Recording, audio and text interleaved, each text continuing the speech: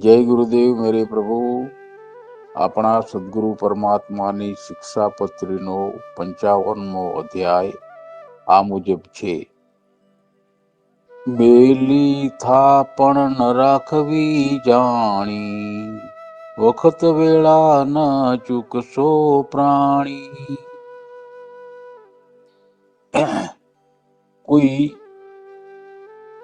પણ ધર્મના સાધકે પોતાના વ્યવહારને શુદ્ધ રાખવા માટે અને એનો દાગ અંતઃકરણને ન લાગે, કોઈ કર્મ ન બંધાય, એટલા માટે પોતાના વ્યવહારની શુદ્ધિને માટે શું શું કરવું જોઈએ એની એક એક વિગત જે જીવનમાં આપણા જીવનમાં આવીને ઊભી રહે છે કોઈ વખતે, તો એ વખતે કેવું વર્તન કરવું, શું આચરણ કરવું, એમાંનું એક સોમાન ઘણું અગત્ય એવા આ 55મા અધ્યાયમાં છે। મેલી થાપણ રાખવી જાણી, આપણા ઉપર વિશ્વાસ ભરોસો રાખી કોઈ પણ આપણી જાણીતી અથવા થોડી ઘણી અજાણી વ્યક્તિ એની પોતાની પાસે કોઈ જોખમની વસ્તુ હોય એ આપણા વિશ્વાસે આપણને સોંપે કે તમે મારી આ વસ્તુ, એમાં દરદાગીનો હોય, કોઈ ઝવેરાત હોય, કોઈ નાણું હોય, આ વસ્તુ તમે તમારી પાસે રાખો અને હું જ્યારે પાછી માગું ત્યારે પાછી મને આપજો। આવી વ્યક્તિ માત્ર ને માત્ર આપણા ભરોસે જ આપણને સોંપે છે। આપણા વર્તન વ્યવહાર, આપણું ચરિત્ર અને આપણો ભૂતકાળ,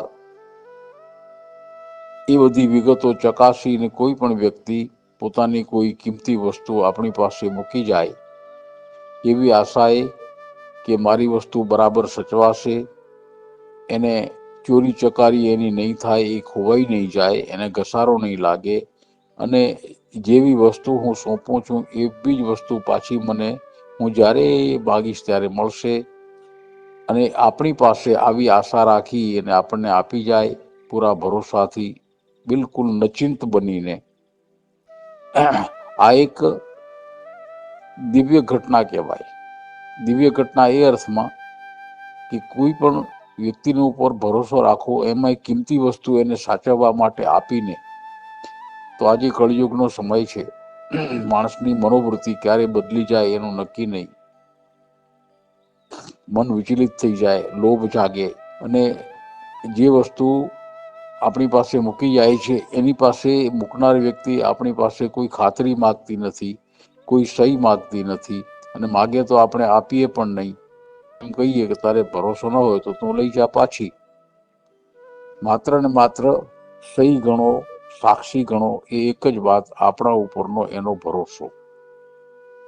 આ એટલી મોટી વાત છે, ગમે તેટલો સમય જાય, ગમે તેટલો સમય, તે છતાંય આપણી પાસે પડેલી એ વસ્તુ આપણે જીવની જેમ સાચવી, એના ભરોસાને સિદ્ધ કરીએ, અને ગમે ત્યારે એ વ્યક્તિ આવે, 12 મહિને, 2 વર્ષે, 4 વર્ષે, 5 વર્ષે, અથવા એ ના આવે તો એનો કોઈ વારસદાર આવે અને એ વારસદારનું નામ એણે આપ્યું હોય, હું ના આવી શકું તો મારા ફલાણા વારસદારને આ વસ્તુ આપજો, ગમે એટલો સમય જાય, અને તે છતાં એ વસ્તુ એવી ને એવી અકબંધ આપણી પાસે સચવાયેલી રહે, અને એ વસ્તુ એ મૂકનાર વ્યક્તિ અથવા એનો વારસદાર ગમે ત્યારે આવે, પાછી યથાતથ એવી ને એવી સ્થિતિમાં આપણે સોંપીએ। એ બહુ જ મોટું ચરિત્રનું કાર્ય છે, ને આવું ઉચ્ચ પ્રકારનું ચરિત્ર બંધાય છે ધર્મના આચરણથી, ધર્મની સમજણથી। અને આ મારું નથી, માટે મારે ન જ જોઈએ, મારા ભરોસે, મારા વિશ્વાસે આ વ્યક્તિએ મારી પાસે મૂક્યો છે, તો એનો ભરોસો અને વિશ્વાસ કદી તૂટે નહીં। ભગવાનની પાસે થાપણ મૂકી હોય એવા ભરોસાથી એ આપણી પાસે મૂકી ગયો છે। તો સદગુરુ પરમાત્મા કહે છે, આ એક જ વાત એવી છે કે ગમે તેવો માણસ કોઈ કિંમતી વસ્તુ જોઈને વિચલિત થઈ જાય, ઘણા પ્રકારના દરદાગીના હોય, નાણાંની ચલણી નોટો હોય, કે એવી કોઈ જર ઝવેરાતની કિંમતી વસ્તુઓ હોય, એ વસ્તુઓ એમાં થોડું ઘણું આગું પાછું કરવું એ અઘરું નથી. પાછો આવે ત્યારે આપણે એને કહીએ, જો ભાઈ તું મૂકી ગયો તો આ તારું પેકિંગ જેવું છે હું જોઈ લે, એવું છે ને બરાબર, તો એ ભરોસે પાછું લઈ જાય. તો સદગુરુ પરમાત્માને મનુષ્યના સ્વભાવમાં રહેલા લોભની મનોવૃત્તિને જોઈને સહેજ ડર લાગે કે ગમે તેવો મનુષ્ય પણ કદાચ લોભ ન માર્યો, આ ભય, આ વિશ્વાસનો ભંગ કરે, આસ્થાનો ભંગ કરે, ભરોસાનો ભંગ કરે અને કોઈ વ્યક્તિને દગો દે, એનાથી મોટું બીજું પાપ ન હોય. ભરોસો તોડવો બહુ મોટું પાપ છે. અને એમાંય આપણી પાસે મૂકેલી કોઈ થાપણની વસ્તુ યથાતથે પાછી ન મળે તો, એમાં ફેરફાર થાય તો, અથવા આપણે નામુક્કર જઈએ કે તે મને આપી જ નથી ને, શું સાક્ષી છે, શું પુરાવો છે તારી પાસે, તો એવા સંજોગોમાં એ વ્યક્તિ તો એની પાસે કોઈ આધાર નથી, આપણને કંઈ કરશે નહીં, કરી નહીં શકે. પણ આપણે જે આચરણ કરીએ છીએ એટલું બધું ધર્મ વિરુદ્ધ છે કે આપણા ઘણા પુણ્ય ખાઈ જાય છે. અને એવા પાપના કારણથી આપણા પોતાના જીવનમાં કોઈ એવી અવ્યવસ્થાઓ સર્જાય. આ જૂઠાણું છે એ જૂઠાણું જ છે. અને એના કારણથી આપણા પોતાના વ્યવહારોને અસર થાય, આપણી મનોવૃત્તિ બગડે. પાપ તો પાપ છે, એનું નકારાત્મક કાર્ય કરવાનું જ છે. સદગુરુ પરમાત્મા નકારાત્મક કાર્ય કરવાનું છે એવા ભાવથી નથી કહેતા, પણ તારો જીવન વ્યવહાર શુદ્ધ રહે, તારી સાધના અખંડ રહે, તારું પુણ્ય ઓછું ન થાય, બસ આવા એક હકારાત્મક ભાવથી આપણને ખાસ ભલામણ કરે છે કે બેટા તારી પાસે કોઈ થાપણ મૂકી જાય તો એ પાછી માગે ત્યારે આપણે યથાતથ પાછી સોંપી દેવી. મેલી થાપણ રાખવી જાણી, જેવી હતી તેવી ને તેવી પાછી આપી દેવી જોઈએ. આજ અધ્યાયનો બીજી પંક્તિ જરા જુદા અર્થમાં છે. વખત વેળા ન ચૂકશો પ્રાણી. આપણા જીવન વ્યવહારમાં ઘણી વાતો એવી છે કે સમયસર એ કાર્ય ન કરીએ તો એનું સમયસર ન કરવાના કારણથી ઘણા અવળા પરિણામ આપણા જીવનમાં નીપજે છે. જેમ કે ખેતીવાડી કરતા હોઈએ તો એનો સમય સાચવવો, બીજા ધંધા રોજગારના સમય સાચવવા, અને સમય સાચવ્યા માત્ર સમય સાચવ્યાથી જ આપણા કાર્ય સફળ થાય છે. તો સદગુરુ પરમાત્મા પોતાના જીવન વ્યવહારને માટે એક સાવધાની રાખવાનું કહે છે, પણ એનાથી એક બીજી ઊંડી ભલામણ છે, અને એ છે આપણા જીવન વ્યવહારમાં કોઈક પ્રકારે ધર્મ સાધના છે, ધર્મનું આચરણ છે, ધર્મની સમજ છે, ધર્મને માટે મારે શું કરવું જોઈએ આચરણ માટે એવી સમજ છે. તો સદગુરુ પરમાત્માએ જો આપણને એનો અભ્યાસ હોય તો આપણા જીવનમાં દરરોજ 4 વખતની સંધ્યા કરવાનું કહ્યું છે. સંધ્યા એટલે સંધિ, એટલે જોડાણ. આત્માનું પરમાત્મા સાથે જોડાણ થાય એ સંધિ અથવા સંધ્યા. ભક્તનું ભગવાન સાથે જોડાણ થાય એ સંધિ અથવા સંધ્યા. જેમ સંસારના કાર્યો કરીએ ત્યારે આપણે કાર્ય સાથે આપણું જોડાણ થાય છે. નાણાં ગણતા હોઈએ તો નાણાં સાથે જોડાણ છે, કપડાં પહેરીએ તો કપડાં સાથે જોડાણ છે, ભોજન કરીએ તો ભોજન સાથે જોડાણ છે. એ બધા વ્યવહારના કાર્યોના જોડાણ છે, અને એ બધા થયા કરે છે અને મટી જાય છે. એની લાંબી કોઈ અસર નથી હોતી. પણ એક જોડાણ એવું છે કે જે જોડાણથી મનુષ્યને લાભ જ લાભ થાય છે, અદ્રશ્ય લાભ થાય છે. અને એ જોડાણ છે પોતે જે ધર્મને સ્વીકાર્યો છે એના આદેશનું પાલન કરી અને એમાં કહેલી સંધ્યા આપણા જીવનમાં ઉતારવી. તો સદગુરુ પરમાત્માએ 4 વખતની સંધ્યા આપણને બતાવી છે: સવાર, બપોર, સાંજ અને મધરાત. સવારના સૂર્યોદય પહેલા, રાત્રિ પૂરી થાય પછી, બપોરે 12 વાગીને 1 વાગ્યાની વચ્ચે, સાંજે સૂર્યાસ્ત પછી અને રાત્રે 12 વાગીને 1 વાગ્યાની વચ્ચેનો સમય છે. આ નિર્દેશેલો સમય છે, એ સંધ્યાનો સમય છે.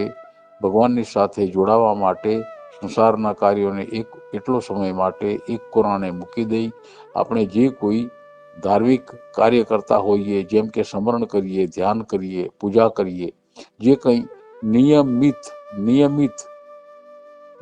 જે કરીએ તો નિયમિત કરવાથી આપણા જીવનમાં એક પ્રકારની નિયમિતતા આવશે. મન ને તન બે ટેવાશે. કેળવાશે અને અનાયાસ જ આપણે સંધ્યા થશે એટલે સંધ્યા તરફ વળીશું. આળસ નહીં થાય, કદી ચૂકાશે નહીં. એનું ગજબનું મોટું ફળ હંમેશા માણસ નિયમિત કોઈ પણ કાર્ય કરે, જીવનમાં નિયમિત થતા કાર્યોની તપાસ કરો તો એનું કેવું ફળ છે.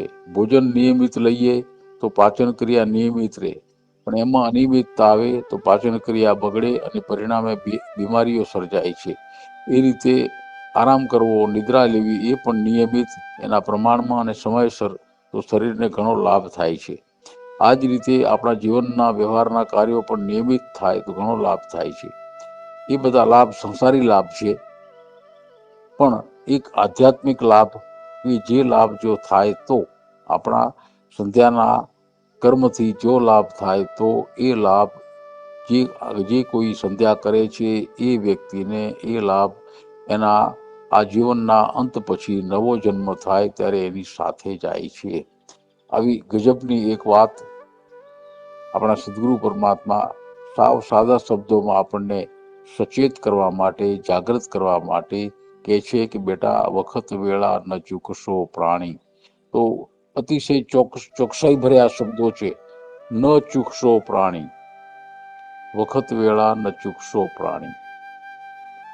આપણા જીવનમાં સંસારમાં છીએ તેથી ઘણી બધી ચૂક થઈ જાય છે. ઘણીવાર સમય નથી હોતો, ઘણીવાર મન ઉદાસીથી અને વ્યગ્રતાથી ભરેલું હોય છે, કોઈ વાર દુઃખમાં હોઈએ છીએ, કોઈ વાર મન અતિશય વિચલિત હોય છે, વિક્ષિપ્ત હોય છે, અને એમાં સંધ્યાના સમયે પણ એમ હોય.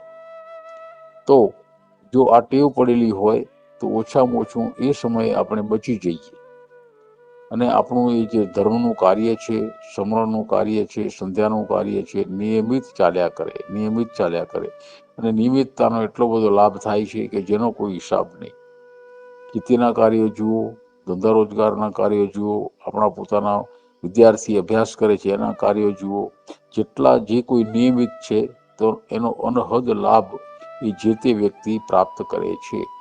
તો આ તો પરમાત્મા સાથે જોડાવા માટે જે કોઈ સંધ્યા આપણે સ્વીકારી, આપણી સમજ મુજબ સ્વીકારી, આપણા ગુરુ મહારાજની સાથે સત્સંગ કરીને એને સમજીને એને સ્વીકાર્યો જે કંઈ કરીએ છીએ તે એ પૂરેપૂરા ભાવથી, ખરેખરી શ્રદ્ધાથી કરીએ અને સમયસર કરીએ, ચૂકીએ નહીં, કદાપી ચૂકીએ નહીં, તો એનો એટલો બધો લાભ થાય છે જેનો કોઈ હિસાબ નથી. એ લાભને કહેવા માટે સદગુરુ પરમાત્મા વખત વેળા ન ચૂકશો પ્રાણી એવી પંક્તિ આપણને બહુ જ ટૂંકા ખૂબી જ આ છે. શિક્ષાપત્રીના શાસ્ત્રની ખૂબી જ આ છે. સાવ સાદી ભાષા છે, ભાષાનો ભૂકો નથી, ખોટા અલંકાર નથી. જે કંઈ કહેવું છે સાવ સાદા શબ્દોમાં સીધાસટ, જેનો બીજો અર્થ નીકળે જ નહીં, એક જ અર્થ નીકળે એવી ખૂબી ભરી ભાષા વાપરી સદગુરુ પરમાત્મા આપણને આપણા પોતાના જીવન વ્યવહારને કેમ શુદ્ધ રાખી શકાય, ભગવાન સાથે કેમ જોડાઈ શકાય, એ માટે થઈને 55મા અધ્યાયનું ગીત ગાયું છે. ચાલો આપણે એને ફરી ગાઈએ અને સમાપ્ત કરીએ. મેલી થાપણ રાખવી જાણી, વખત વેળા ન ચૂકશો પ્રાણી. જય ગુરુદેવ.